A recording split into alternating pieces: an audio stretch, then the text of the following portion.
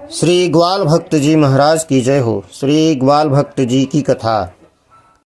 बात पुरानी है। किसी गांव में एक ग्वाल भक्त रहते थे। किसी गांव में एक ग्वाल भक्त रहते थे। संत सेवा में उनकी बड़ी प्रीति थी। घर में जो भी उत्तम सामग्री बनती उसे वे चुपचाप ले जाकर वन में संतों महात्माओं को निवेदित कर आते। ग्वाल भक्त के पास बहुत सी भैंसें थी। दिन भर उन्हें चराना ही उनका नित्य कार्य था और उन्हीं से उनकी आजीविका चलती थी। घर में उनकी माता और वे कुल दो ही प्राणी थे। एक बार की बात है, उत्सव का दिन था। माँ ने घर में अनेक प्रकार के स्वादिष्ट व्यंजन बनाए थे। रसोई से आती भीनी भीनी मधुर सुगंध ग्वाल भक्त के अंतःकरण को रससिक्त कर रही थी। वे सोच रहे थे कि माँ कब भोजन परोसे और मैं कब लेकर जाऊं। जब उनसे रहा न गया तो माँ से बोले, मैया तू मेरे लिए पकवान अंगोछे में बांध दे, मैं वन में जाकर खा लूँगा। आखिर भैंसें भी भूखी होंगी, उन्हें भी तो चराना है।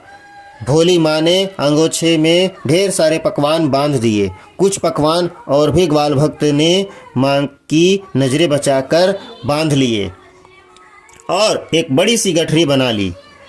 आज घर पर उत्सव होने के कारण बन जाने में विलम्ब हो गया था। बाहर द्वार पर बंधी भैंसें भी रंभा रही थी। ग्वाल भक्त जी ने शीघ्रतापूर्वक भैंसों को बंधन मुक्त किया और सिर पर व्यंजनों की गठरी रख चल दिए वन की ओर।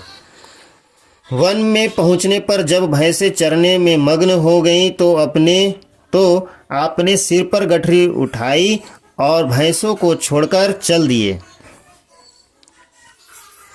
संतों के आश्रम की ओर।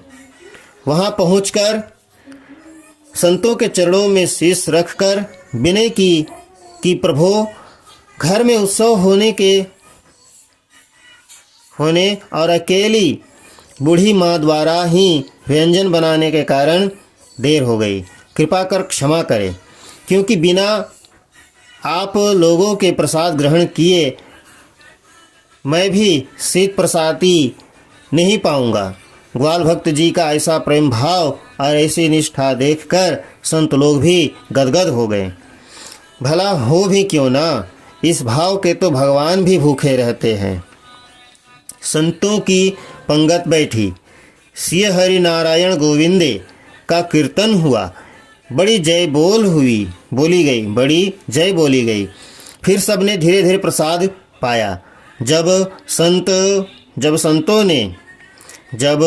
सब संतों ने प्रसाद पा लिया तो श्री ग्वाल भक्त जी ने सब पात्र धोए और स्वयं भी शीत प्रसादी पाई और तब पुनः वहां आए जहां भैंसों को चरने के लिए छोड़ गए थे। वहां आकर देखा तो सभी भैंसें गायब।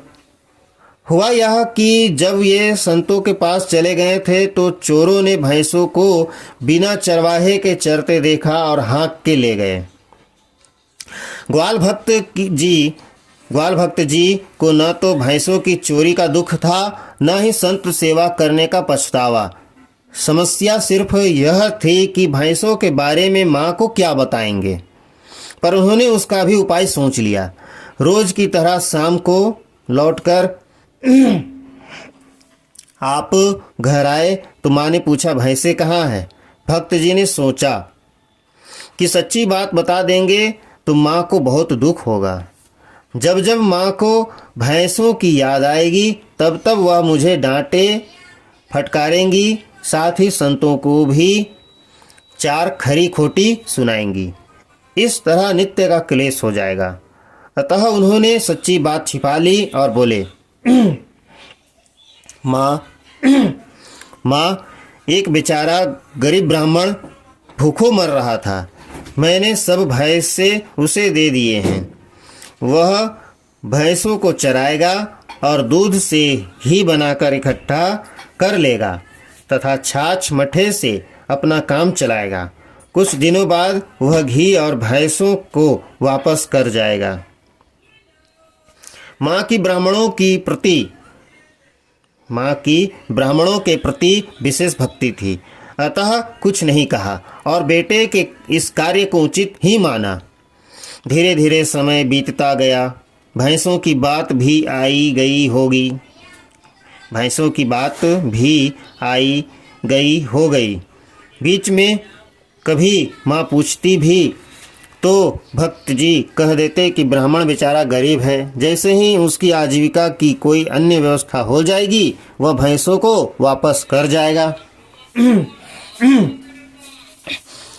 भक्त जी यह बात केवल माँ को समझाने के लिए ही नहीं कहते थे, बल्कि उनके मन में यह दृढ़ विश्वास भी था कि संतों की सेवा के प्रताप से मुझे भैंसें अवश्य वापस मिल जाएंगी। अब उनके इस भाव की रक्षा का भार भगवान पर था, क्योंकि संत तो भगवान के प्रतिनिधि ही होते हैं। कुछ दिन और बीत गए। दिवाली का त्यौहार आ गया।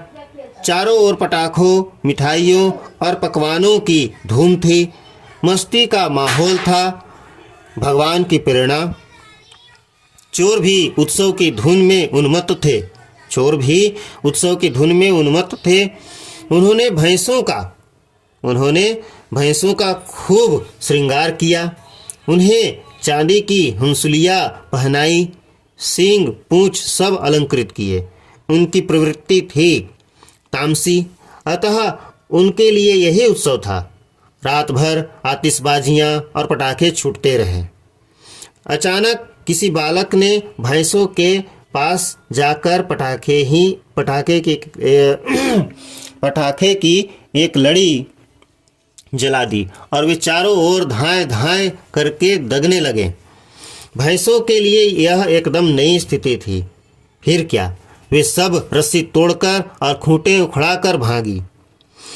भक्त जी की भैंसों ने कुछ दूर जाने के बाद भक्त जी के घर का रास्ता पकड़ा और उन्हीं के पीछे चोरों की अन्य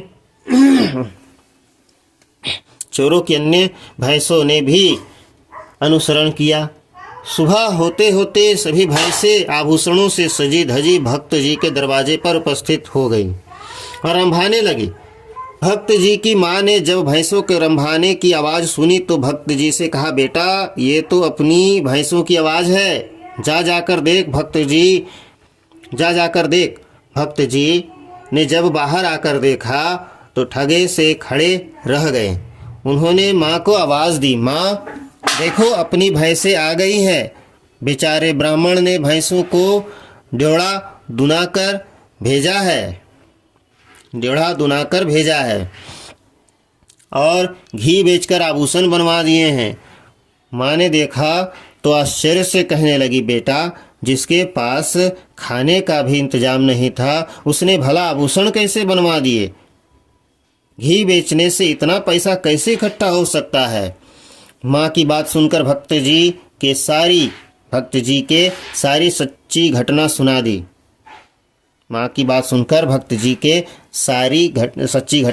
दी। माँ ने खुश होकर कहा, बेटा यह सारा धन संतों की कृपा से मिला है। मुझे तो मेरी भैंसें मिल गई, यही बहुत है। तो इन आभूषणों को बेचकर प्राप्त धन से संत सेवा कर दे।